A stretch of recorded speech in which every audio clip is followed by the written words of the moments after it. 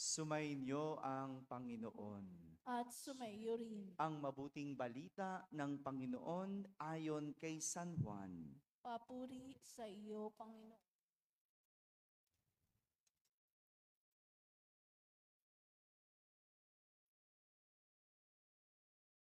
Noong panahong iyon, si Maria ay nakatayong umiiyak sa labas ng libingan. Yumuko siya at tumingin sa loob. May nakita siyang dalawang anghel na nakaupo sa pinaglagyan ng bangkay ni Jesus.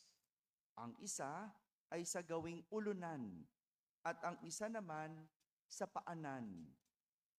Tinanong nila si Maria, "Ale, bakit kayo umiiyak?" Sumagot siya, "Kinuha po nila ang aking Panginoon at hindi ko alam kung saan dinala." Lumingon siya pagkasabi nito at nakita niya si Jesus na nakatayo roon. Ngunit hindi niya nakilalang si Jesus iyon. Tinanong siya ni Jesus, "Bakit ka umiiyak? Sino ang hinahanap mo?" Akala ni Maria ay siya ang tagapag-alaga ng halamanan. Kaya't sinabi niya, "Ginoo, kung kayo po ang kumuha sa kanya, ituro ninyo sa akin kung saan ninyo dinala at kukunin ko." "Maria," ani Jesus. Humarap siya at kanyang sinabi, "Rabboni," ibig sabihin, Guro. "Huwag mo akong hawakan, sapagkat hindi pa ako nakapupunta sa Ama," wika ni Jesus. "Sa halip, pumunta ka sa aking mga kapatid at sabihin mong aakyat ako sa aking Ama at inyong Ama, sa aking Diyos at inyong Diyos." Kaya't si Maria Magdalena ay pumunta sa mga alagad at sinabi, "Nakita ko ang Panginoon." At tuloy sinabi sa kanila ang bilin ni Jesus. Mga kapatid, ang mabuting balita ng Panginoon. Pinupuri ka namin, Panginoong Hesukristo. Umupo ang lahat at makinig sa homilia. Magandang umaga po sa inyong lahat. Magandang umaga sa mga nasa barangay, sa mga nasa tahanan, na nagsisimabay online at sa lahat na nasa abroad. Sang magandang araw sa ating lahat. Muli na naman tayo nakarinig ng kwento ng muling pagkabuhay ni Jesus. Kung kahapon ang kwento ng pagkabuhay na ating narinig ay mula kay San Mateo, sa bersyon ni San Mateo.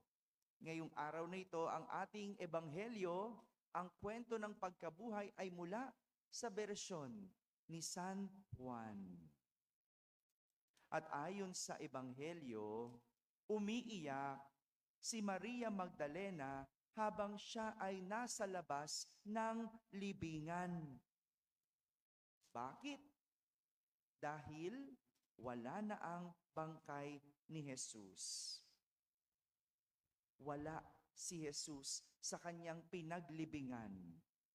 At nang makita ni Maria Magdalena ang dalawang anghel, sabi, nakaupo sa pinaglagyan ng bangkay ni Jesus, isa sa ulunan at isa sa paanan. Nakita niya ito. Tinanong siya ng anghel kung bakit siya umiiyak. Pagkalingon ni Maria Magdalena, nagpakita sa kanya si Jesus. Ngunit hindi niya yon namukaan. Akala niya sino? Hello. Tagapag-alaga ng halamanan. Akala niya hardinero. Kaya nga, tinanong siya nito, "Bakit ka umiiyak? Sino ang hinahanap mo?" Nakakapagtaka kung bakit hindi namukaan ni Maria Magdalena si Jesus. Gayong kausap na niya si Jesus. Kaharap na niya si Jesus. Ano sa tingin niyong dahilan? Bakit kaya hinahanap niya si Jesus, pero nung kausap na niya, iniiyak niya na wala si Jesus, pero nung kaharap na niya, hindi niya namukaan. Ano sa tingin niyo ang dahilan? Hello?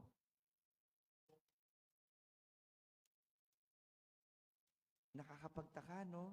Bakit ganon? Marahil, siguro, ganun na lang yung emosyong nararamdaman ni Maria Magdalena. Ganun na lang yung kanyang pag-iyak. Ganun na lang yung kanyang kalungkutan, kaya hindi niya namukaan si Jesus. Hindi ba ganun din naman tayo kapag ang tao sobrang lungkot, wala siyang ibang nakikita kundi ang kanyang pinagdadaanan. Kaya nga kahit Diyos, hindi makita ng taong may pinagdadaanan. O, parang ikaw, nung may pinagdadaanan ka, hindi mo makita yung tulong ng iyong kaibigan. 'Di ba? Bakit? Kasi ang nakikita mo lang yung iyong nararamdaman, yung iyong pinagdadaanan. O, hindi mo makita yung payo ng iyong magulang. Bakit? Kasi yung sakit lang ang nararamdaman mo. Yung sakit lang ang iniinda mo. Hindi mo marinig yung sinasabi sa'yo na, kaya mo yan. Huwag kang susuko. Wala kang ibang iniisip kundi problema. Kaya hindi mo makita ang Diyos. Kaya nga, magandang pagnilayan at sagutin ang tanong ni Jesus, bakit ka umiiyak? Sino ang hinahanap mo? Kapag ang isang tao malungkot at umiiyak, mabuting na ilalabas niya ang dahilan. Tama ba? Mabuting na ilalabas niya ang kanyang nararamdaman para maintindihan ano ba ang kanyang iniiyak. Bakit ba niya ito nararamdaman? Kayo po ba? Malungkot ba ngayon? Hello? Ah? Ako naiiyak ako sa presyo ng gasolina eh. No? Nakakaiyak. Ba't di ka maiyak? No? Dati ang full tank ko, 4,000 pesos. Isang buwan. Oh, sapat na yon para pupunta ako sa PWU, pagkatapos ng PWU, pupunta ako sa ARSO, pagkatapos sa ARSO, uuwi sa parokya. Tapos, Sunday, uuwi sa bahay namin. Sapat na yun, 4,000. Pero ngayon, ang full tank ko ay 12,000 pesos. Hindi ba nakakaiyak yun? Hello? Parang wala lang kayo, no? Wala kaming sasakyan, ay tinan mo to. Pero, di ba, pag nagtaas na ganun kamahal, ibig sabihin, wow, grabe, no? Nakakaiyak. Kung titignan mo yung nangyayari sa atin, nakakaiyak. Bakit? Oh, kabila-kabila ang korupsyon. May nakukulong ba? Wala. Ano mangyayari sa atin? Kung titignan mo, nakakaiyak. At kung pagdadaanan mo lahat ng ito, at kung ito lang ang titignan mo, wala ka talagang ibang makikita. Abay, kaya hindi ko masisi yung mga tao sa Divisoria. Oh, kahit Sabado de Gloria, bukas na, nagtatrabaho. Bakit? Kulang sa pera. Pera lang ang titignan. Bakit ba hindi ka matataranta kung pera ang problema? At kadalasan, ganyan. Ang hinahanap natin kung ano ang sagot sa ating mga kalungkutan. Pero maganda, yung pangalawang tanong ni Jesus, sino ang hinahanap mo? Kadalasan, ganyan ang tao. Ano ang hinahanap? Yung sagot sa tanong na ano, ibig sabihin bagay, material, gaya ng pera. Oh, Lagi na lang pera ang sagot sa kalungkutan. O kung hindi naman, siguro iba, tao. Totoo. Ano hanap? Partner. Makakasama sa buhay. Jowa. Makakaunawa. Pagmamahal. O minsan ang hinahanap, kapayapaan, kapatawaran.